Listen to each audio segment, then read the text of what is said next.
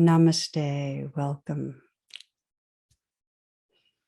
As some of you are aware, this spring we're doing a series of talks on these Wednesday nights on the primary flavors of love. And in Buddhism, this is called the divine abodes, the dwelling places of the divine, or the Brahma Viharas. And each week there's a sequence. The first week, which was last week, is Lovingkindness, and that talk is available. This week tonight is compassion.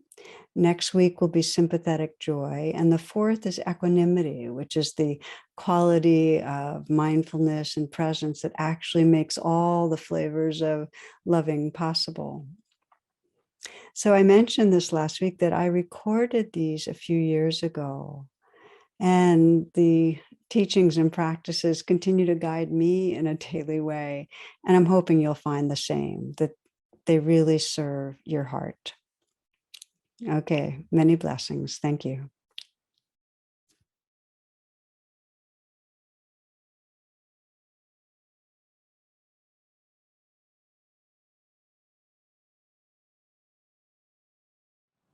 Namaste and welcome.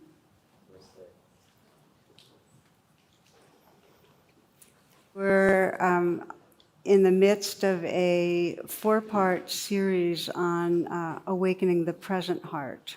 And this is the first one. The first one that we did was on awakening loving kindness, which is the seeing the goodness and responding to the goodness in life. The second is compassion, which is what we'll be doing this class. And then we move on to joy and equanimity. And in the Buddhist tradition, these 4 are called the Brahma Viharas, or the divine abodes, because they really express the capacity and potential of our awakening heart. So in thinking about each one of them, we look at, really what's blocking this innate capacity we have and what cultivates it.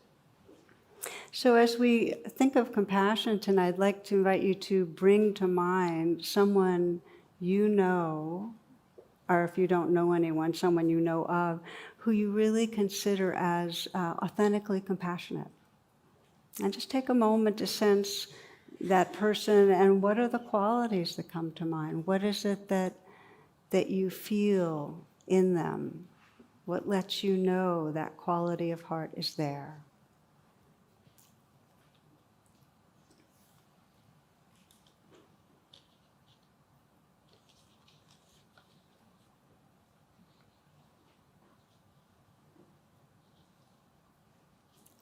See if this description from Henri Nouwen resonates. He says, when we honestly ask ourselves which person in our lives mean the most to us, we often find it's those who, instead of giving advice, solutions, or cures, have chosen rather to share our pain and touch our wounds with a warm and tender hand. The friend who can be silent with us in a moment of despair or confusion, who can stay with us in an hour of grief and bereavement, who can tolerate not knowing, not curing, not healing, not fixing, and face us with the reality of our powerlessness, is a friend who cares. So we begin to sense, so what does it really mean to be compassionate? I'd like to name 3 qualities, and the first one is that compassion isn't something where, I can feel compassionate, and when I talk about compassion right now, I'm talking about the full bloom of it, where I can feel compassionate towards you, but it shuts down here. Compassion is an all-pervading, wide-open state of heart that's really inclusive. And one of the examples that struck me on this was a story of a Sikh master who gives his 2 main disciples, each one of them a chicken. And he says, go where no one can see and kill the chicken. So the first one goes behind this hut, chops off the chicken's head. The second one's wandering around for hours and hours, and he comes back, and the master says, what? You didn't kill the chicken? And he said, no, it's because I can't find a place to kill the chicken where no one can see me. Everywhere I go, the chicken sees. Right? So this is the heart that is so open and attuned that it senses the sentience in all beings. It doesn't exclude. And the truth is, as we deepen our attention to our own consciousness and vulnerability, we're more and more alert to how all beings are sentient. They hurt, and they want to stay alive, just like us. So that's one quality, which is this wisdom of interdependence, that the whole world is part of us, and that our compassion is all inclusive. The second quality is that then when we see vulnerability or tenderness, there's a natural arising in our heart of care. When we see that others are hurting, there's that responsiveness of care. And the third is really that there's an impulse to help. It's not a removed kind of empathy where I get it, I can feel that, but there's this urge to help.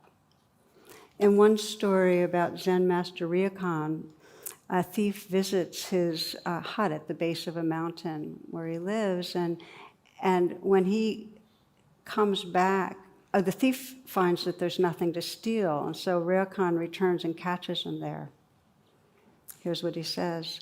"You've come a long way to visit me," he told the prowler, "and you should not return empty-handed. Please take my clothes as a gift." The thief was bewildered. He took the clothes and slunk away. Ryokan sat naked watching the moon. "Poor fellow," he mused. "I wish I could have given him this beautiful moon." So you can feel a bit the freedom of a compassionate heart. So like loving kindness, compassion often gets blocked. And we're going to look at how so, because I think deep down, many of us judge ourselves as not really a compassionate person. We might feel like, we hear headlines and there's a part of us that's appalled or horrified, but our heart isn't really tenderized by it. It's like we don't really feel it deep down. So it helps to see kind of in a bigger picture the kind of universal conditioning that we're subject to that's been impacting humans for millions of years that might cause us to be less than fully compassionate, so we don't take it so personally. So a very brief romp through evolutionary history is just to say that for millions of years, humans lived in small groups, and the way they survived was that other groups were considered other and less than, and they actually had names for themselves that usually had something to do with human, and their names for the other groups were epithets that really had to do with less than human.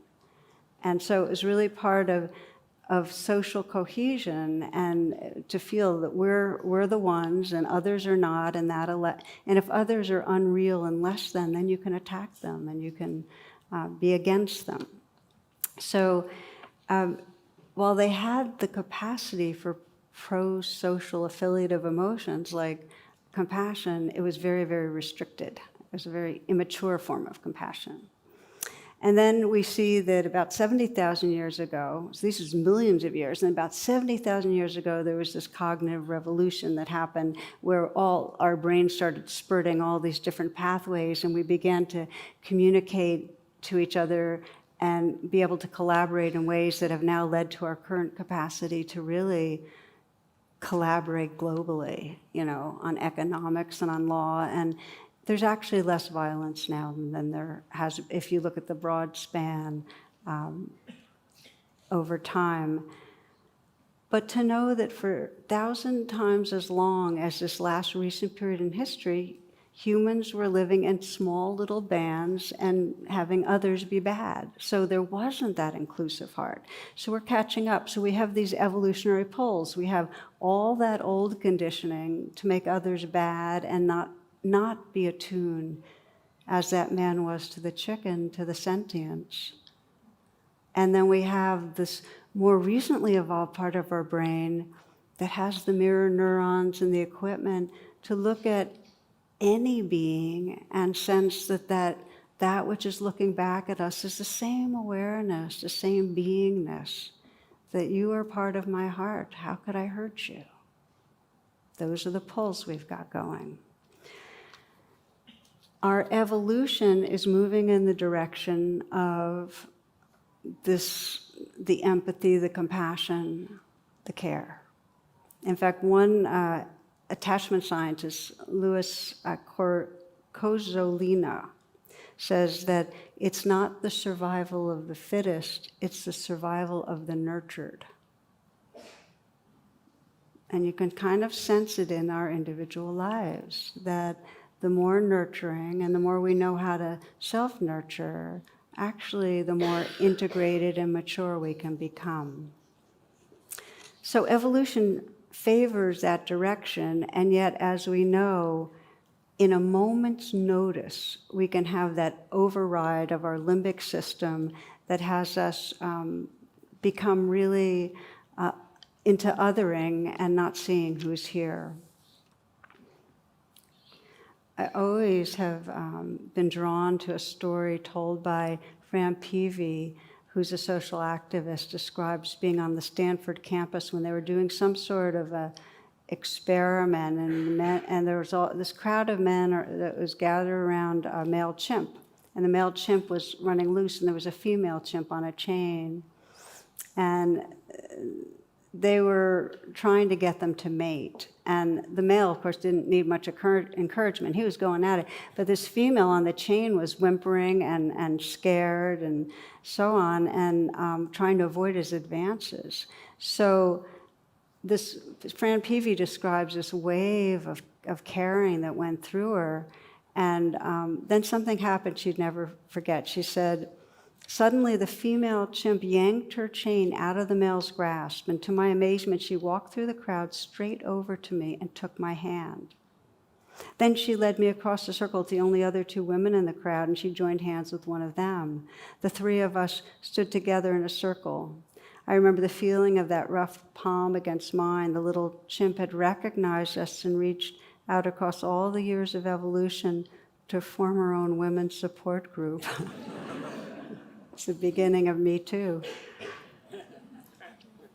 So, but the question that I think is really interesting is what prevented the male onlookers to feel the compassion at that moment? I mean, here's this female on a chain and upset.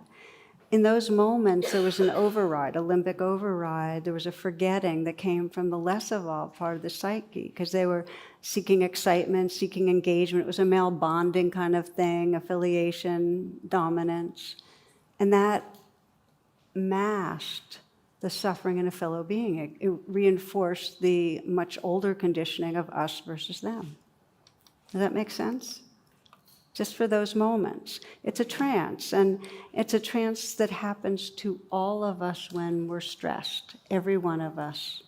So this isn't about women being empathetic. Women tend to be because they're more biologically relational, but this is not a male versus female. We all go into trance, every one of us when we're stressed, and it closes off our hearts.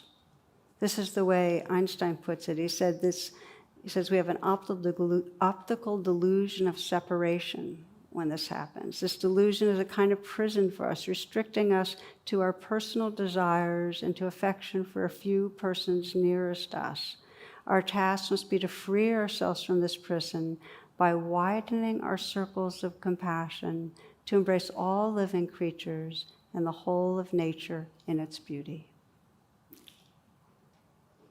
So this optical delusion of separation when we're being run by our more primitive parts of our brain.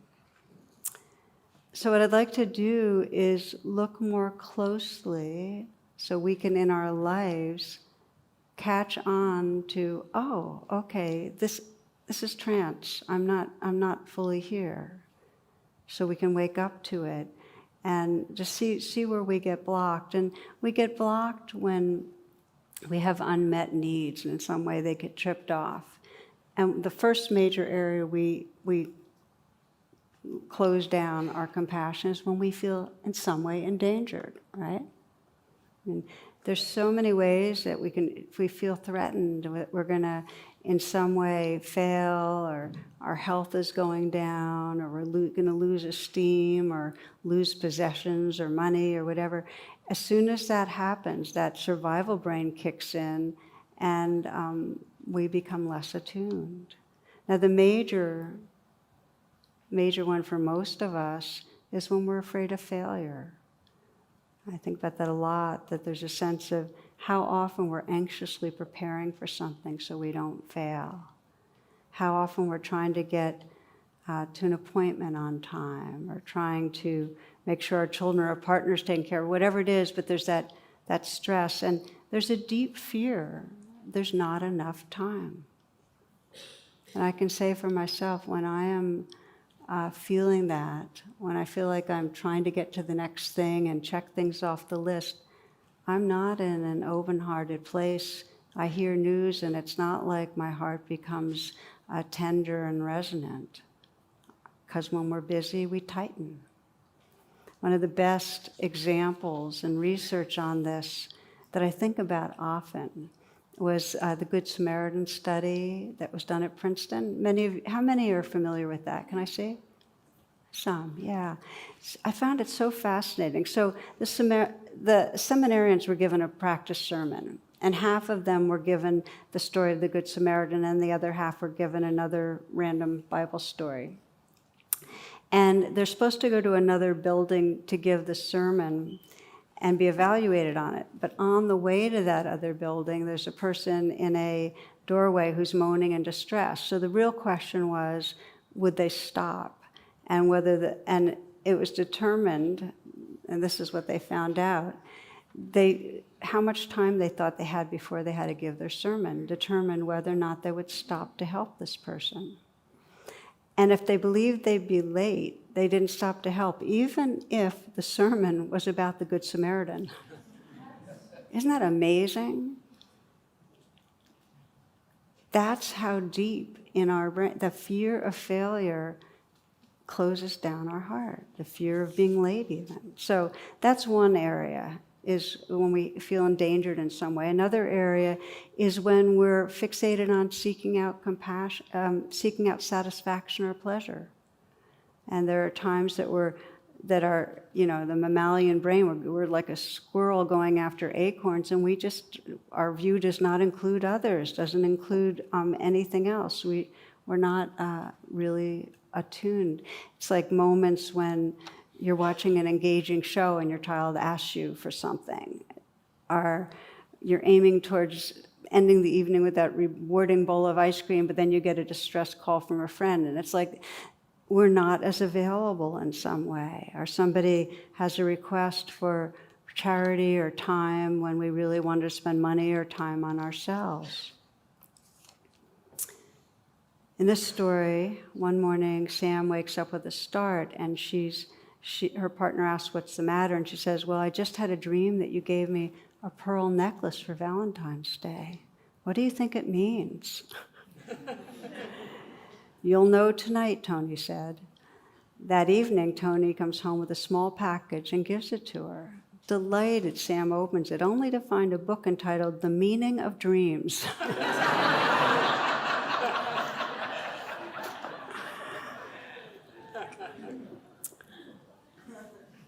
That didn't totally illustrate my point, but I couldn't resist. So we've got the first two areas we've named. We close down when we're endangered. We close down when we're riveted on seeking gratification. And the third way that we close down is when we're trying to attach to another person. And that's when we have this agenda that we're trying to get someone to like us, not to leave us, to think certain things about us. Whenever we're with each other and there's some strong agenda of wanting something from each other, we actually aren't present to tune into vulnerability and be tender. The agenda gets in the way. It's like that story of the older woman in Miami sitting on a park bench, and a very disheveled man in tattered clothing sits down next to her, and she asks him, well, how are you doing? And he goes, well, I'm just out of prison, 25 years. Oh, what were you in for? Murdering my wife. And then she goes, oh, so you're single. You get the idea. Like our attention gets narrowed when we're going for something, when we have an agenda. Again, not a perfect example, but so these are the areas that when we're fearful of something, wanting something, trying to control relationships, and it happens a lot of the time, we're actually not available. And then even when we do extend to others, it's not wholehearted. It's it's maybe out of duty, our obligation, or just to feel good about ourselves. So I'm coming back to, this is the reason we hear stories in the news. We even see things. More comes to us information-wise than ever in history. And because of stress in these three areas, our response is more mental than it is visceral and heart. Okay. So accessing an authentic quality of compassion isn't easy. It requires a real presence. And unless we're mindful, our stress conditioning continuously overrides the circuitry. I find it really interesting what the Dalai Lama said about this. He said, I don't know why people like me so much. It must be because I value bodhicitta. Bodhicitta is the awakened heart-mind. He says, I can't claim to practice it, but I value it. What he's saying, in my understanding, because clearly he practices and he emanates it, but he means that it's not across the board. He forgets too. But he's saying, I care about caring. That's why people like me. And I heard this quote a long time ago, and it was one of those quotes that has just stayed with me because I can really relate to that. I'm not always sitting with this wide open, tender, inclusive heart, but I care about the awakened heart. And that caring keeps drawing us, even though we go into trance and get over, the limbic hijack and all that, we keep on evolving because we care about caring. And you wouldn't be here, each one of you that's listening, unless there was something waking up in you and knowing that caring. This is what matters. So it gives us motivation when we sense that's where we're going. We're evolving towards that awakened heart-mind, and that matters to us. Because then we can begin to notice without slamming ourselves, oh, okay, I've been in trance, but I care about caring. That was a bit of what happened for one woman who describes an experience with her mother I want to share with you. She was very dedicated in noticing and witnessing when she went under the line, when she went into trance. And she describes being with her mother when her mom told her about having breast cancer. And she said, immediately she went into sadness, guilt, anger, future tripping, regret. In other words, she was overwhelmed by the shock. Okay, so this is stress. She says, as it usually does, my mind immediately went into planning mode. So just track the story. So instead of the resonance, she's right there planning. That's a stress reaction. What needs to happen? What are your treatment options? How soon we can get the lump removed? So you get the idea. And she says, thank God for this work, because this work meaning training in mindfulness, noticing, going into trance, because despite of a complete head spiral, I still had the presence enough to ask myself an important question. What am I noticing now? And in that moment, I was able to see something I would have missed otherwise. My mother didn't want to talk about any of those things.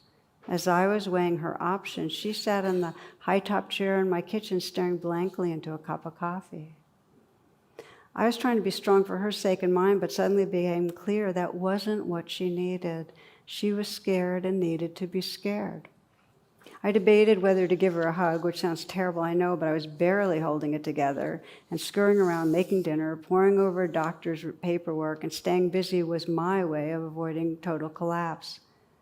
Being present allowed me to shift to her way. I took a breath, walked across the room, and wrapped my arms around her. It was an awkward sideways hug, but it was also a long, necessary one, and then something happened. Slowly she started rocking side to side like a mother rocks a child, except the child was now the caretaker. It was a sweet, tiny moment I'll never forget, and one that I surely would have missed if it were not for the power of mindfulness. This is Emily Bennington.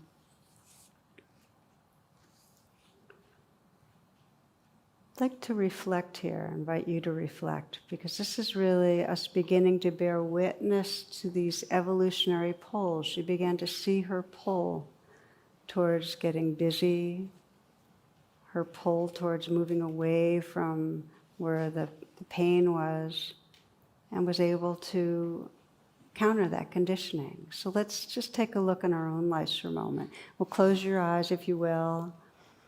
Take a moment to reflect. So you might bring to mind someone who's dear to you and who's currently facing difficulty. Someone you'd like to relate to with more compassion.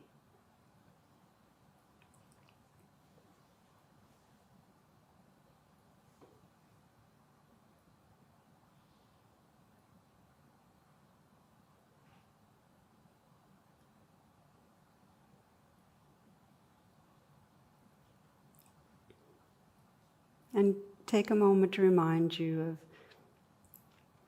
what lets you know you care, that you want to be the friend or partner or sibling or whatever it is who truly listens, not fixing, who has that kind presence. So just remind yourself that you care about caring.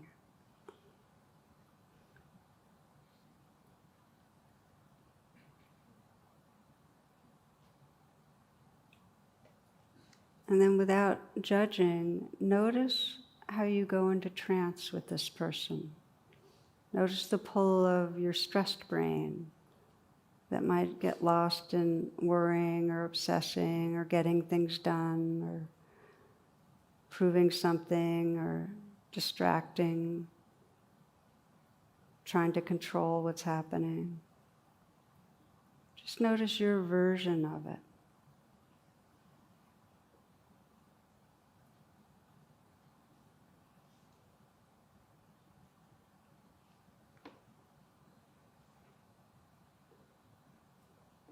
Sense what you want to look out for, what you want to be alert to next time.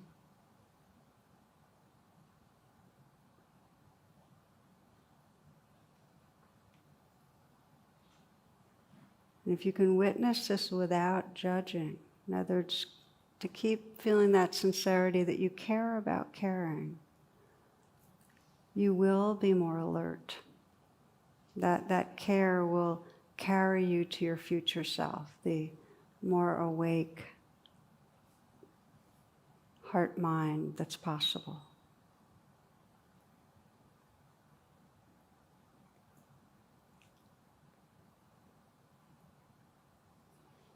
So we're going to move now into how we can cultivate compassion. Because most of us, when we come into presence to be with another person for whatever's going on, what we're going to find first is that the first place we need to bring compassion is to our own hearts. Very often, in many situations, there is discomfort, pain, suffering right here. And if we try to skip over it, our compassion will be abstract. It will not be authentic. So that's why it's often said in Buddhism that the heart of Buddhism is compassion, and the heart of compassion is compassion for ourselves.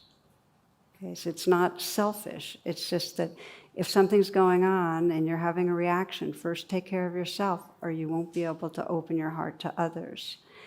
So there's a basic understanding that authentic healing requires self-compassion. That we have to have that capacity to attend to our own life with kindness. That wakes up those mirror neurons that can attune to others. I'm right now writing a book about the acronym RAIN, R-A-I-N, which is to recognize, allow, investigate, and nurture.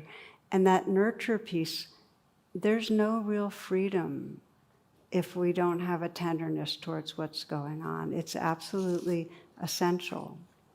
So the process of compassion and self-compassion is very simple. We have the courage to recognize, oh, suffering is right here. And if we really connect with it, this really is suffering, ouch, the heart gets tender. But what happens usually? What happens when you're hurting, when you're having a hard time? How do you usually relate to yourself? It's really interesting to watch. For many of us, we relate to ourselves often how our caretakers related to us, which could have been anything from ignoring or judging, you're too sensitive, or trying to fix or get rid of something, which is a big one, or others have it worse, why are you complaining? Others have it so much worse. Or we might tell ourselves, it's your fault, you got yourself into this. But you see how each of those is something other than directly just going, oh, suffering, ouch. It's not until we stay and just get it that this hurts that our hearts will start opening to ourselves. Any notion that we don't have it so bad, that others have it worse, takes us away from that. And again, if there's no self-compassion, those mirror neurons that need to be activated to be empathetic towards others are not there. So I'd like to give you an example of how it can work, that we move from, because when there is self-compassion, we naturally extend. And this was a story that really struck me because it was a man and a woman got married, and he and their family became those two and her son, so who's a stepfather. And what came up, the child was 8 years old, had a lot of tantrums, it was difficult, it was rude, and this guy is finding himself not liking his stepson, feeling anger, feeling rage. So whenever there was outbursts and the child acted out and he felt a lot of aversion, he tried to hide it from his wife because he figured she had her own challenges, and the last thing he wanted was her to feel like she, I don't like your kid, that kind of thing. But it was really corroding their relationship. So we decided to work with RAIN. RAIN is basically mindfulness and compassion. And the recognizing was recognizing and allowing his reactivity, okay? Angry, feeling judgmental, feeling rageful. And then making that U-turn rather than blaming the child, really deepening the eye of RAIN is to investigate. And he found under the anger and under that I don't like you feeling, he found fear. You're ruining my life, and you're ruining your mother's life, and you're ruining our relationship. And then he also felt shame for that. So that's what he found underneath when he was investigating. And we talked some about how many parents, and this isn't just stepchildren, biological children, at times don't like our children. It's hard to name it, but when things are really unpleasant, we react. And children can get in the way of us meeting our own needs for safety, for gratification.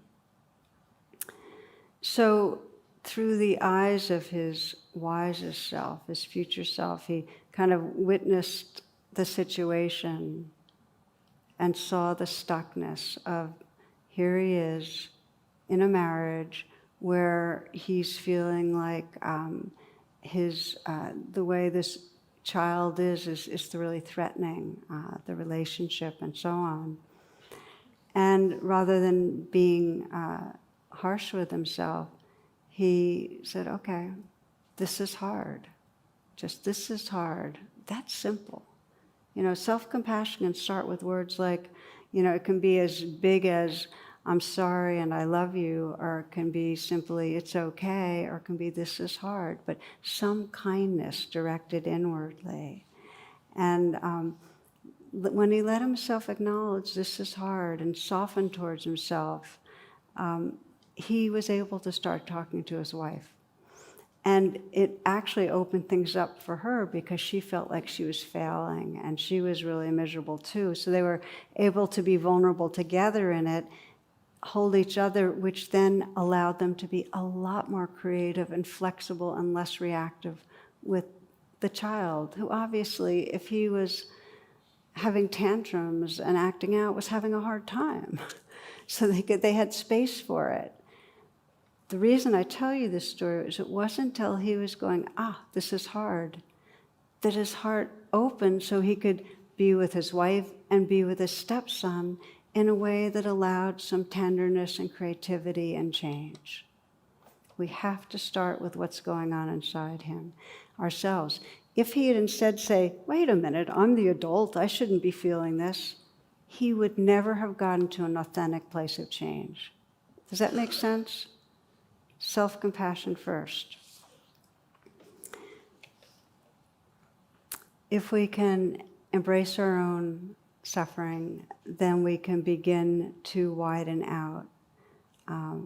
So the widening out, we're going to look at now, how do we cultivate that compassion for others? And what I really want to look at in the last 15 minutes that we have is how do we take compassion from a fleeting state that we sometimes experience, just a little tenderness, to being a trait, an enduring expression of our being. And there are 3 steps, really, to really installing. My friend Rick Hansen, who's a psychologist, and many of you probably heard of him, is the one that really has gotten me inspired about this potential to really cultivate from a state to a trait, how we really install compassion. And the first is that, when we witness vulnerability, to really feel it and let ourselves be touched. And when the tenderness comes, when the real visceral tenderness comes, feel it for 15 seconds, 20 seconds, but let yourself marinate in the feeling of tenderness. We don't pause. Let yourself really feel it, and then in some way extend, whether it's through prayer or action, but extend, because the completion of compassion is some extension of our being. The site that's correlated with compassion in the brain is right near the motor cortex. We're meant to reach out and help. It's very interesting. So let's look at those. The first step is to begin to see that there's suffering or vulnerability. We don't usually see. When we're in our stress trance, we don't look at each other and go, oh, look, you're having a hard time. We typically don't see very deeply. What stops us? Well, either we're living in stereotyping people, a certain type, in which case we're just seeing the type, but we're not seeing behind the mask. Or else somebody's acting out in a way, and we're seeing the way they're defensive or aggressive, but we're not seeing what's behind it. We're not seeing how it's covering vulnerability. James Baldwin says, I imagine that one of the reasons that people cling to their hate and prejudice so stubbornly is because they sense that once hate is gone, they will be forced to deal with their own pain. Now, when we run into someone who's acting hateful, do we look deeply enough to sense, oh, there's pain behind that hate? Most of us don't. We recoil. Do you know what I mean? So it takes a commitment to really look and see what's going on. And then if we look, we'll feel tenderness. And then we can extend ourselves in some way that is meaningful in that moment. One of the examples I love of this, of really the expression of compassion, I heard in a Krista Tippett interview with Ruby Sales. And Ruby Sales is an African-American social activist, older woman now, very active in civil rights. So here's what she says. She describes getting her locks washed, and she says, my locker's daughter came in one morning, and she had been hustling all night, and she had sores on her body, and she was just in a state, drugged. So something said to me, ask her, where does it hurt? And I said, Shelley, where does it hurt? And just that simple question unleashed territory in her that she had never shared with her mother. And she talked about having been incested. She talked about all the things that had happened to her as a child. And she literally shared the source of her pain. And I realized in that moment, listening to her and talking with her, that I needed a larger way to do this work.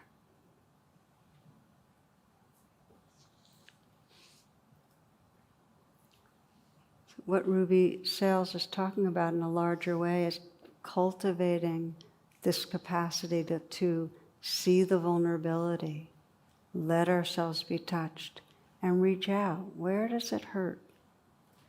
Where does it hurt? Such a beautiful question. As we begin to get more tender and to look and to respond, it's contagious. The people around us, they get touched and then they act that way more. Just the way there's limbic contagion, when people are angry or upset, there's compassion contagion. I remember experiencing a bit of it. It was 2008, because I remember it was kind of during that recession period. And I was going up to New York to give a talk on something. And one of my great fears in the world is getting lost. And I was driving to Union Station, and somehow or other, 395 got all botched up.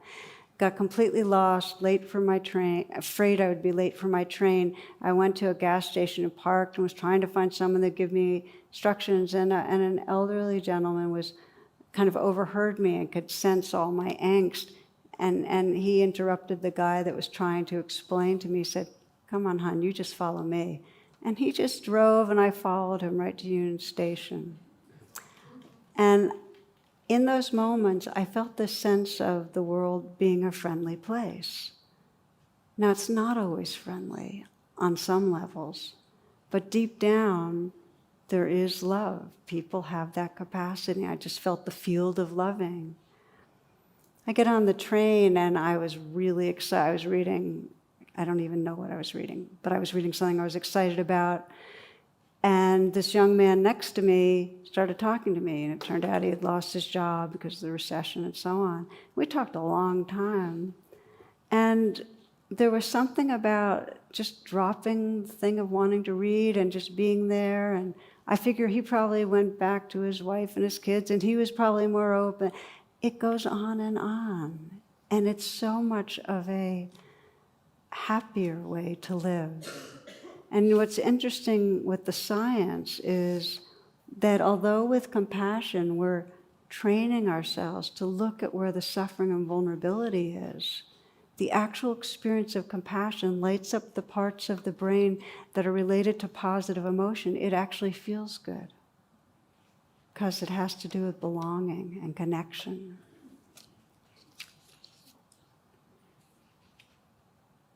It's the world we want to live in. We care about caring. There's a little saying that to be kind, you must swerve regularly from your path. So whatever this conditioned path of I want to get this done and I want more of this and this is my agenda with you, to swerve and just pause and look and see who's here. Really look and see. What's it like for you right now? To let ourselves be touched by vulnerability. To feel that tenderness and feel it, really feel it. I invite you, next time you have a taste of that tender caring, to literally 15 to 30 seconds, get to know it. As it's described by neuroscience, our negative experiences that we have go deeply into our implicit memory. We can recall them. This is the negativity bias. It's evolutionary, right? The positive ones, like tenderness and caring, like feeling creative, like feeling happy, we get whiffs of them, but they don't have the stickiness. They don't go into our implicit memory. So they're states that come and go. What makes a state into a trait is when it arises, pause, and really take it in. Oh, this is the tenderness of compassion. Really feel it in your body and your cells. And then it gets stickier. It goes into your implicit memory. And if you keep repeating that, over time, the state of compassion becomes a trait. You really sense it as who you are. So that's the invitation, and we'll practice a little bit right now with that, if you will. You want to just adjust how you're sitting and close your eyes for the last few minutes.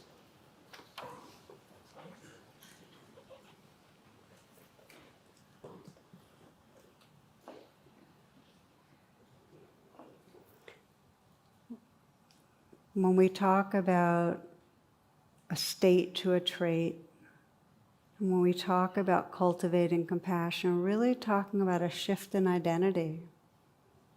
A shift from a sense of a self that's very self-centered and really operating off of fear or grasping, to a sense of enlarged beingness, where the world is part of our heart and our actions are on behalf of the world. And the Dalai Lama described this shift in identity as really the hope of the world. And so we practice, and you might bring to mind again, as you did earlier, the person you'd like to feel some more compassion towards. That you'd like to be less in trance, more there.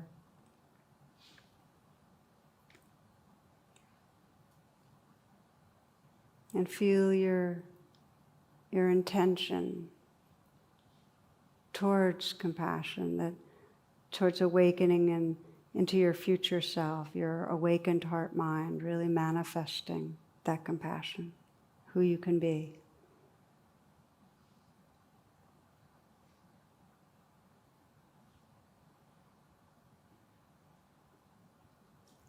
And bring this person to mind in a close-in way so that you can deepen your attention and sense, well, what's it like for this person right now?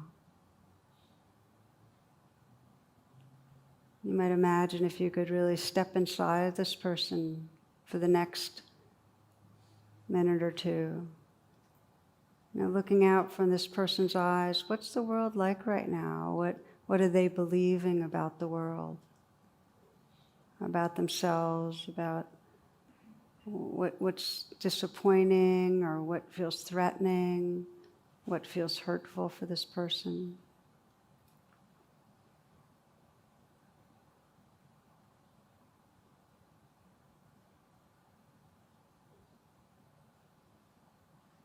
Where does it hurt for this person?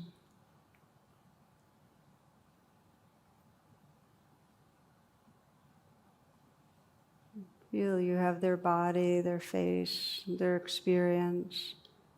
Just feeling inside the vulnerability that this person might be feeling, and really what the most vulnerable place in them needs. What does this person need?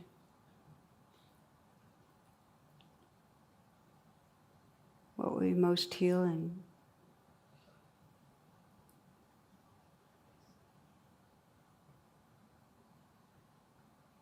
So as you sense yourself now, just widen back out and sense this person's a part of your heart, but feel your own vastness, feel the presence that's here, and really calling on your most awake heart. And sense that you could in some way give this person right this moment what's most needed energetically. So if you could put a hand on their cheek or their heart or hug them and really send the message that would most be healing to hear. It might be simply the message of, I'm sorry and I love you. But you might mentally whisper their name and send that message. Or Thich Nhat Hanh says, I care about your suffering. Darling, I care about your suffering.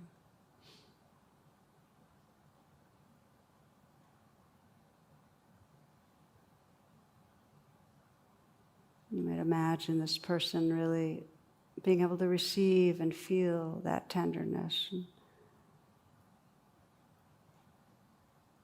Let it fill you. Really let the sense of tenderness for this person fill you. Get familiar with it, what it's like, the caring. This is your deepest, most awake heart.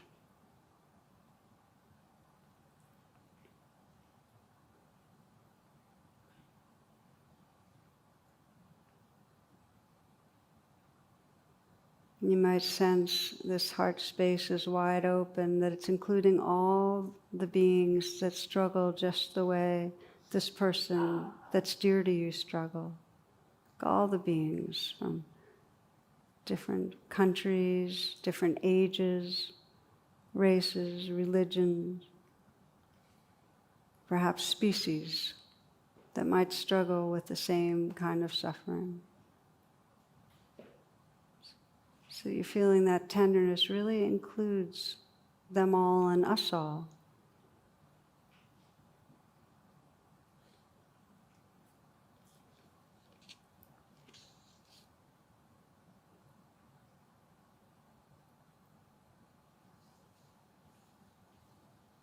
You might listen to the words of this poem, just like you. Walk gently on this earth with purposeful steps. You share this space with 7 billion human beings and countless other precious life forms. Just like you, they all want to be happy. Just like you, they all need love.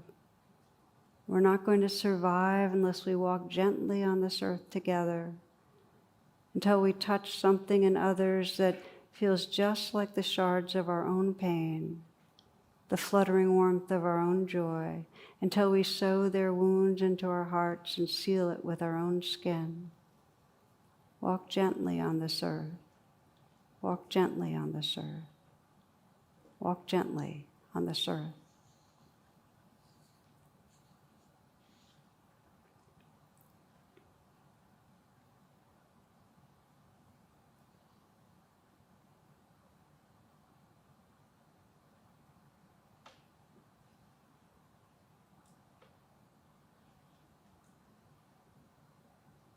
Namaste, and thank you for your attention.